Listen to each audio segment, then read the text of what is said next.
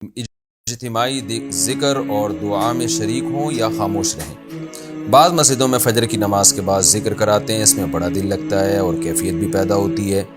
لیکن میں نے آپ سے سنا ہے کہ اجتماعی ذکر کرنا بدعت ہے، تو ایسی صورت میں خاموش رہنا چاہیے یا ساتھ میں ذکر کر لینا چاہیے۔ اسی طرح بعض مسجدوں میں امام فرض نماز کے بعد بہت پیاری دعا کراتے ہیں، دل چاہتا ہے کہ ساتھ ہی شامل ہو جاؤں، تو کیا اس میں شامل ہونا چاہیے یا خاموش رہنا چاہیے؟ آپ نے نام بھی نہیں لکھا، جگہ بھی نہیں بتائی کہاں سے مسئلہ پوچھا ہے آپ نے۔ دیکھیں، جو فرض نماز کے بعد اگر امام صاحب اجتماعی ذکر کرواتے ہیں تو غلط عمل ہے، نہیں کروانا چاہیے ان کو، اور اگر وہ کروا رہے ہیں تو آپ اس میں ان کے ساتھ شرکت نہ کریں، اس کا کوئی ثبوت نہیں ہے قرآن و سنت سے۔ اور اگر فرض نماز کے بعد اجتماعی دعا کراتے ہیں تو بھی اگر کبھی کبھار کرا لیں تو اجتماعی دعا میں شرکت کر لیں، کبھی کبھار تو ٹھیک ہے، لیکن اگر معمول ہے تو یہ بھی اس کا تو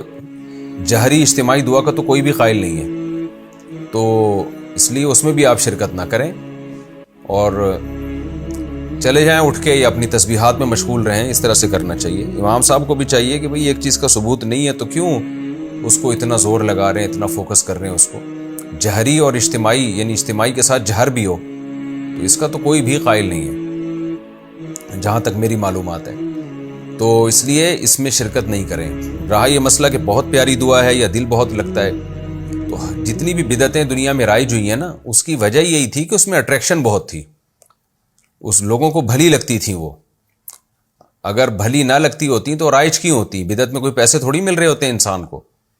تو وہ اٹریکشن اس میں ہوتی ہے، تو اول نظر میں وہ باتیں بہت اچھی ہوتی ہیں، وہ عمل بہت اچھا لگتا ہے، اس لیے لوگ اس کو کرنا شروع کر دیتے ہیں، تو پھر وہ عمل بدعت بن جاتا ہے۔ تو اس کو نہ دیکھیں کہ اچھا کیا لگ رہا ہے، پیاری دعا ہے، یا دعا تو پیاری ہی ہوتی ہے، ظاہر ہے اللہ سے مانگ رہے ہوتے ہیں اس میں، تو اس کو دیکھیں کہ ایک چیز پیغمبر صلی اللہ علیہ وسلم سے ثابت ہے یا ثابت نہیں ہے، تو اس کو فوکس کرنا چاہیے۔ ہم نے اللہ کو راضی کرنا ہے، اپنے دل کی خواہشات کو پورا نہیں کرنا۔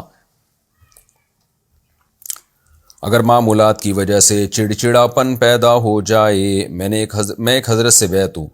اور کچھ معمولات کر رہا ہوں نقشبندی سلسلے کے، لیکن اب حالات ایسے ہوتے جا رہے ہیں کہ نیند پوری نہ ہونے کی وجہ سے ایسا لگتا ہے کہ کوئی مجھے دیکھ کر ہنس رہا ہے، اور عجیب عجیب خیالات آتے ہیں، کبھی بیوی سے لڑتا ہوں، کبھی چڑچڑاپن، کبھی بیوی بچوں کو وقت نہ دینا۔ کیا ایسی صورت میں معمولات روک کر 5 وقت کی نماز کی پابندی اور قرآن پاک کی تلاوت کر لوں تو میں گنہگار تو نہیں ہوں گا؟ مجھے کیا کرنا چاہیے؟ داؤد عالم دہلی سے۔ داؤد صاحب یہ چیز اپنے شیخ کو بتائیں، تو اگر کوئی سمجھدار شیخ ہوگا تو سارے معاملات چھڑوا دے گا آپ سے، اور اگر نہیں چھڑواتا تو پھر شیخ چھوڑ دیں آپ، کیونکہ اس کا مطلب پھر وہ شیخ کامل ہی نہیں ہے، وہ بیچارہ خود تجربے کار نہیں ہے، نہ ان کو پتہ ہے کہ شریعت ہے کیا، تو ایسی صورت میں پھر شیخ کو چھوڑ دینا چاہیے۔ تو اس لیے جو آپ کی حالت ہے، کوئی بھی عقل مند ہوگا وہ فوراً یہ کہے گا کہ یہ معمولات چھوڑ دیں آپ، تو سیدھا آپ صرف فرض واجبات پورے کریں، سنت موقدہ پوری کریں، بیوی بچوں کو بھی ٹائم دیں، تفریح کے لیے بھی وقت نکالیں، اپنے دماغ کو ریلیکس کریں، سکون دیں۔ نبی صلی اللہ علیہ وسلم نے فرمایا لن یشاد الدین احد الا غلبہ، جو بھی دین سے لڑتا ہے نا تو دین اس پہ غالب آتا ہے، تو لہذا، اور آپ نے فرمایا فواللہ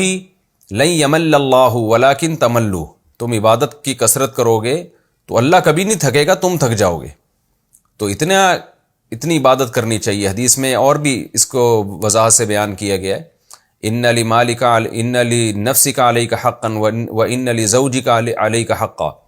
کہ تمہاری جان کا بھی تم پر حق ہے، تمہارے گھر والوں کا بھی تم پہ حق ہے، تو اس لیے یہ معمولات آپ چھوڑ دیں اور سیدھا فرائض واجبات پورے کریں، اور سنت موقدہ اور تلاوت کا روزانہ تھوڑا سا معمول بنا لیں، اور صبح و شام کی 100 دفعہ کی تسبیحات، بس یہ کافی ہے آپ کے لیے۔